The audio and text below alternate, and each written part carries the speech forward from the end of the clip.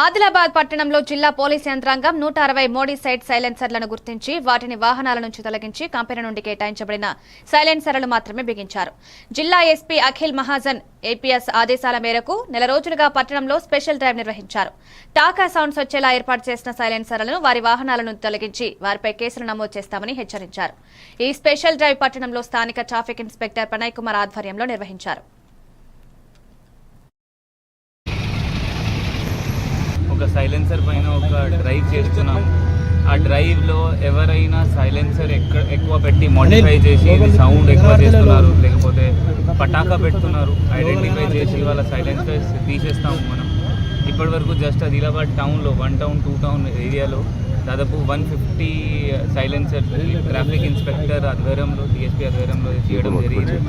ఇదే డ్రైవ్ అన్ని మండల్స్లో కూడా ఈ జనాలతో మనవి ఏంటి అంటే ఎవరైనా ఇట్లా ఎక్స్ట్రా సైలెన్సర్ ఈ సౌండ్స్ చేసి పటాకా పెట్టి ఏమైనా తమాషా చేస్తే మనం నెక్స్ట్ టైం నుండి ఈ సైలెన్సర్స్ తీస్తాము. ప్లస్ ఒక ఎఫ్ఐఆర్ కూడా వాళ్ళ పైన నమోదు చేస్తాము. ఎందుకంటే ఇప్పుడు హాస్పిటల్స్లో చదివిన పిల్లలకి ప్లస్ ఓల్డ్ ఏజ్ వాళ్ళకి ఈ సౌండ్ వల్ల చాలా ఇబ్బంది వస్తుంది.